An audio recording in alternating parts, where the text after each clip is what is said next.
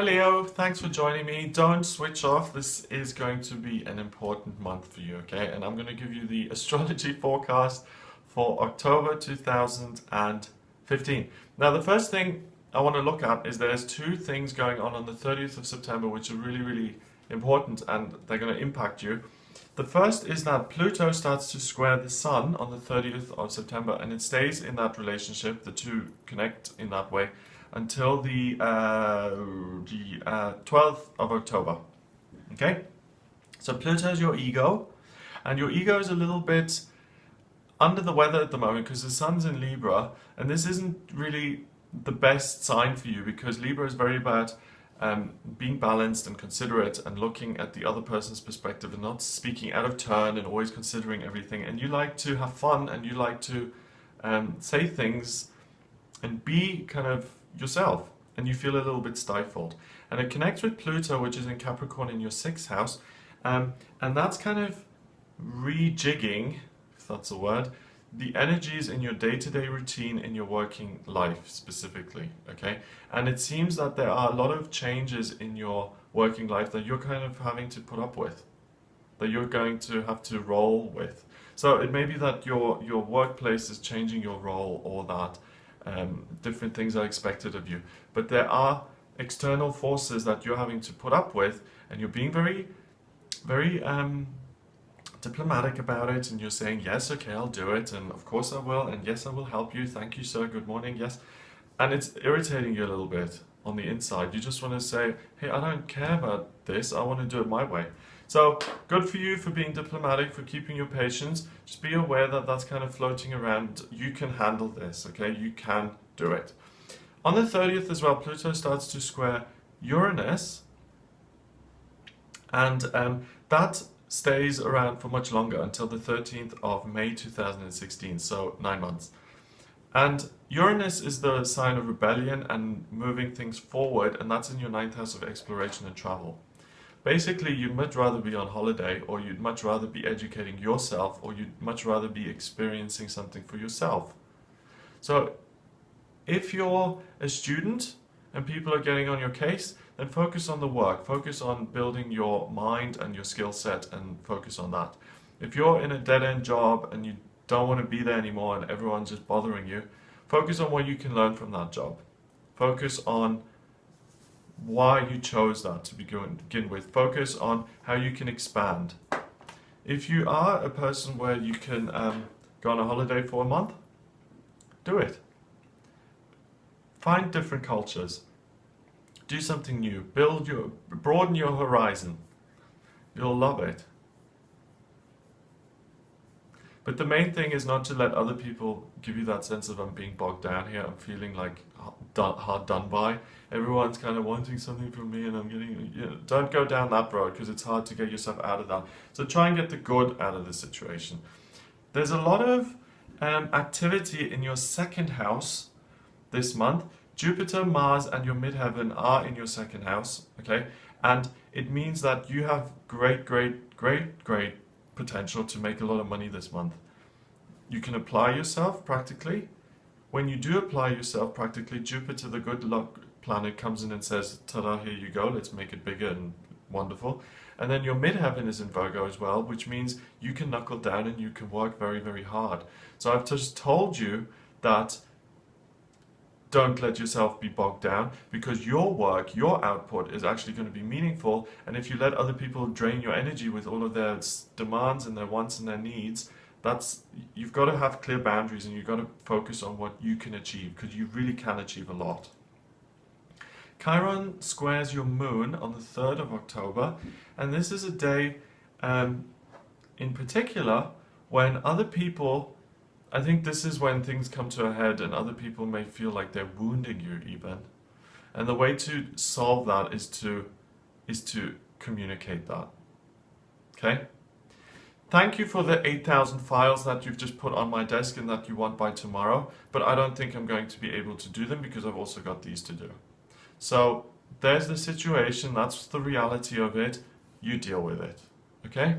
So that's not rude, that's being assertive. I always have to check if it's rude or not. That is assertive and it's realistic, because if you just say, oh yeah, I'll do it, and then you weep, you're not going to get the files done, and that person will give you even more grief the next day. So you've got to be clear and realistic and communicate those things. On the 4th, the moon then starts to square Mercury, the North Node, and your Sun, all of which are in Libra. And this is really wonderful because you'll bounce back, you will really be able to manage your own feelings. You'll again be considerate of other people's feelings, be aware of other people's needs of you, and you won't be focused on yourself. So I think you have a little bit of a blip around the 3rd of October and you manage to work that out. And you're back to being really productive again on the 4th. You can work with people in conjunction with other people and still get the things done that you want to get done in your working life. So that's the biggest focus here, communication and work, and making, and not just so much work, but having a productive outcome to your work and finances and success. On the 5th of October, there's a T-square that forms in your chart, which is an area of real motivation. And that happens between Pluto and the Moon, and the resolution to this is Uranus and Aries in your 9th. Okay, so the friction here is going to be between the work changes that you've got, your feelings around it, and similar to what I've said before, the way forward is to focus on what you enjoy and what you want to get out of it. You know, like the student who focuses on the work. What is it that you can get from this situation, even though it's not ideal? So, Leo, I'm sorry, but you're going to have to really work on keeping a constructive frame of mind going at the beginning of October so that you can manage the best way, because other people are going to be getting on your wick a little bit.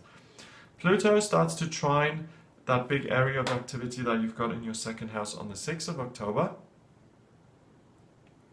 And something opens up in your working life, a door opens and a new avenue appears. So you're not just putting up with this stuff just because you're a martyr and you're so wonderful, but if you stick with it and you listen to other people and you keep your cool, then an opportunity actually arises on the 6th that's really going to benefit you work-wise. So it could be someone like, you know, if you work in an office and there's a guy who's pestering you about something all the time, and you're just like, why doesn't he just do it himself or whatever? It may be that on the 6th, that this guy mentions something in passing while he's pestering you that really gives you an idea or really makes you aware of a job opportunity or something like that, that opens a door for you and you will benefit from that. So please stick with it.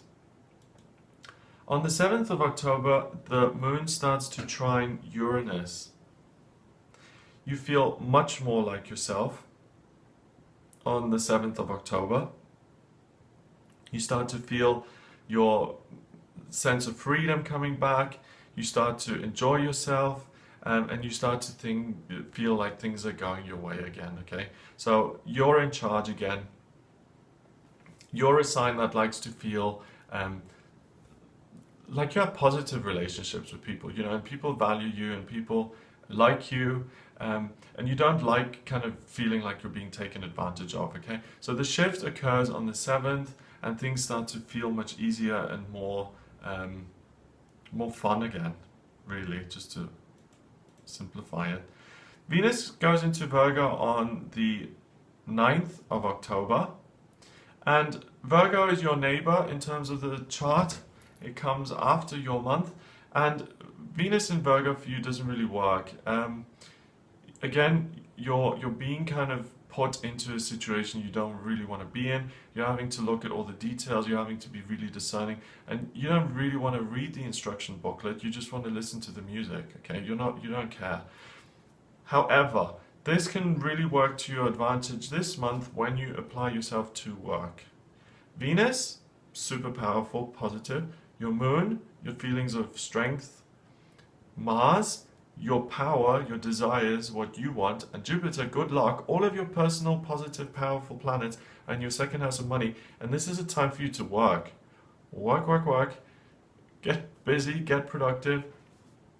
It's also a great time to sign contracts, to buy a house, to sell a house, to do anything in the practical world that has to do with a product, a tangible thing that has some monetary value attached to it, it's a great month for you. So it may not feel super fun, but it's going to be really productive. Mercury also comes out of retrograde on the 9th of October. That's really good for you because Mercury is in your third house of communication. Communication becomes much easier. And I think partly that's what the beginning of the month was about. You really had to bite your tongue sometimes, and now things just flow much more naturally. If you don't know what Mercury retrograde is, please have a look at the video I did on it. It happens a couple of times a year, and it just makes you choose alternate ways of communicating. On the 10th of October, Venus and Uranus form a sesqui square, which is 135 degrees apart. It's a type of relationship, and it causes friction between them. That lasts until the 14th of October.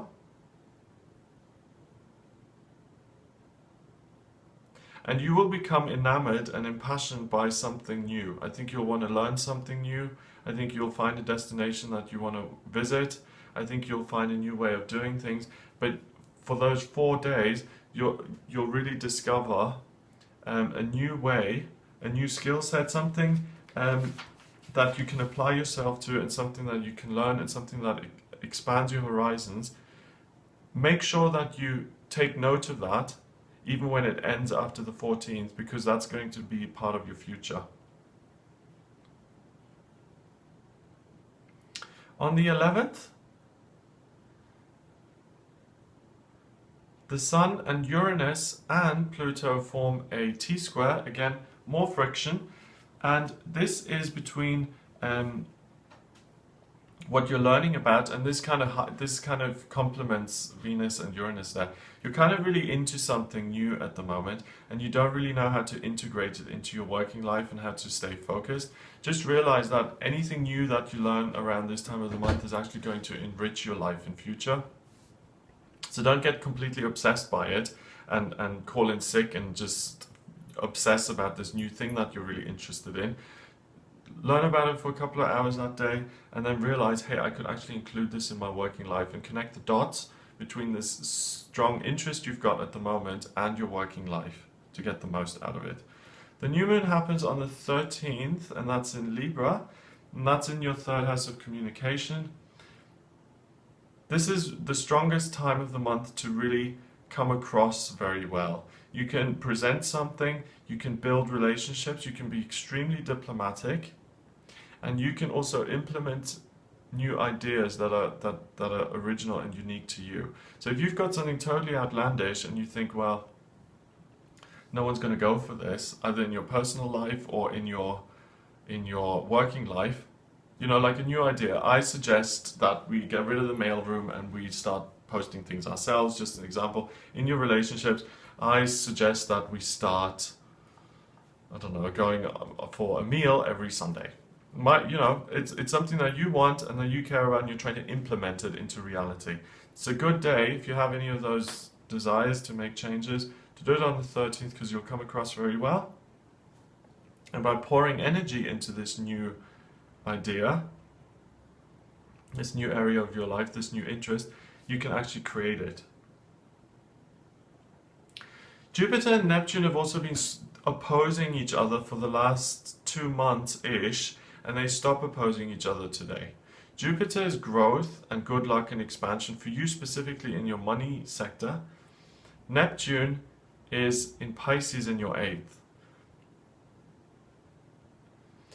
That has restricted you in some way, saying you can only make money and you can only progress if you take other people's feelings into consideration, and when you align yourself with other people's wants and needs, and when you're hyper considerate of other people.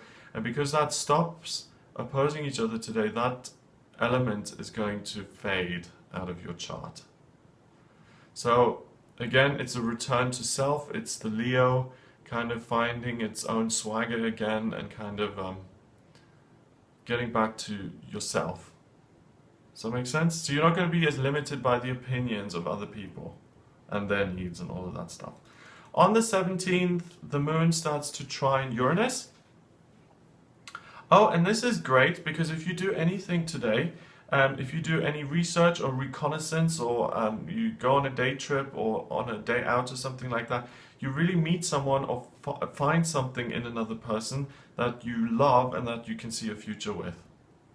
You commit to that person, you are charmed, you are into that other person because it's something they do, and you have the choice then, do I make this something structured in my life by asking the man for a date, or by saying, let's be friends, let's exchange numbers like that, but the 17th, someone comes into your life with that. Okay? On the 18th, what's going on the 18th?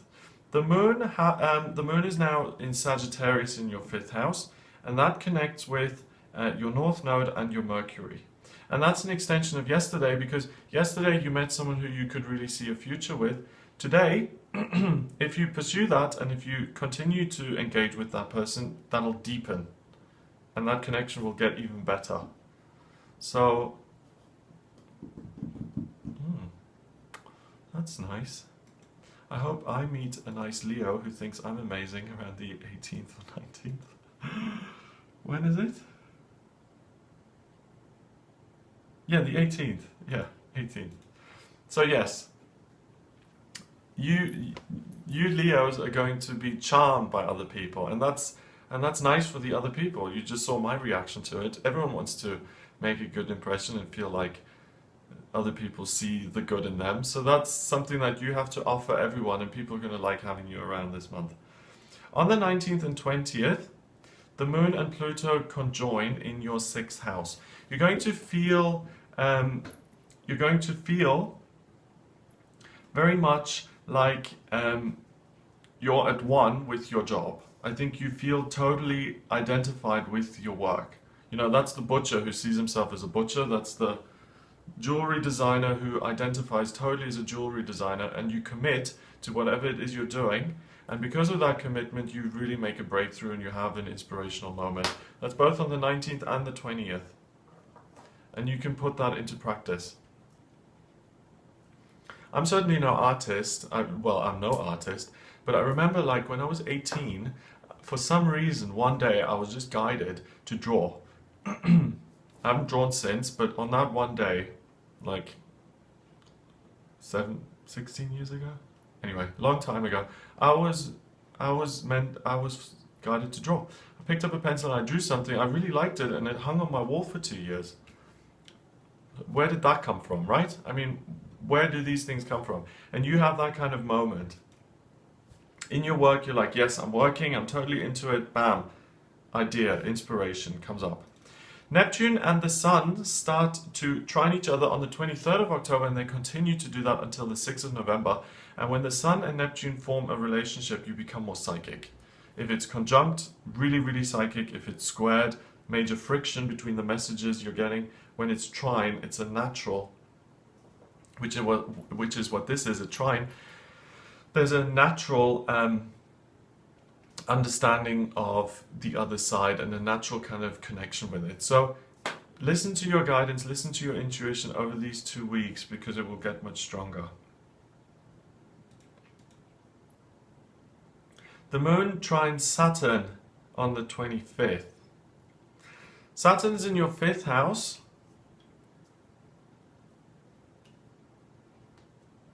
And your Moon is in Aries in the 9th. Again, you will want, there's a tendency to be restless on this day, and a tendency to be discontent with what you've got, and you're looking for the new thing, and you've got the grass is always greener syndrome on the 25th. You'll want to explore the next best thing. You'll be bored with everything that's in your life. You may be a little bit ungrateful, but you want thrills, excitement. Don't get yourself into trouble. Make a gratitude list on this day. You know, the grass is not always greener, and by all means explore something fun, but don't think that your life is meaningless if you don't have the latest gadget or the thrill or whatever it is you want. That's just a feeling. It's called restlessness, and this 25th sees you going into that mode. Okay, the full moon occurs in Taurus on the 27th, and it happens right on top of your midheaven. So Leo, this month has been really good for you money-wise this month anyway. You're the most successful sign in terms of the energy that's in your financial sector. But now this full moon blossoms right on top of your on top of your midheaven, okay? And that's huge because it's like like your career on steroids. It's like so blessed because Taurus is super materialistic. The full moon is in that sign. It's sitting right on top of your work sector. You've already had loads of money things go on. There's loads of earth in the chart today. Everything is super, super practical. You may even get a promotion on this day. You may launch a product. You may launch a new business. If you do want to launch a new business, do it on the 27th. It will have a wonderful chart because, like you, a business has a chart, like the moment it was born. And if you choose this moment, the 27th, it will be awesome. It will make you a huge amount of income. There's a grand trine in Earth on the 28th. That's real talent for taking practical action. That's an extension of the full moon on the 27th. Build, build, build. Take practical action. Do things in a concrete, practical way. You will have massive success with it. And then to end this month off here, the 31st of October, Halloween, there's a grand trine in water. So that Halloween is a very intuitive time anyway. You know, it's a very spiritual holiday before it is, you know, that's the root of it. And there's a grand trine in water. So this year particularly, it will feel very mystical, very spooky, very mysterious, very otherworldly. So do something fun on Halloween or do something serious in regard to spirituality if you so choose. Either way, you'll have a really good, insightful, profound Halloween. I mean, here it's like a holiday where the kids come around, and I know it's the same in the States, but the kids come around with trick-or-treats, and that's really it. But you can, you know, I think, I don't know when Beltane is. I think it might be... Anyway, the history of Halloween, it's, you know, it's the time between summer and winter. It does have a spiritual link to it. And what I'm saying is that this Halloween in particular has a real depth. So I hope that's been useful to you. If you'd like a private reading with me, then please get in touch via my website. It's gregoryscott.com. And remember to subscribe to the channel. Have a look at the website under the readings tab. You'll see the types of readings that I offer. I do astrology, tarot, and numerology. And if any of the things that have been mentioned here during this month speak to you, like with the increase in the finance and the career, if you want to start a business but you don't know exactly what in, then get in touch. We can have a look at that. Astrology is really, really useful, super helpful in terms of showing you what your aptitudes are, and it can get really specific. Like, you should have a business selling foot rubs, or, you know, it can get very, very specific. It's really good. So have a great month, and I'll speak to you soon.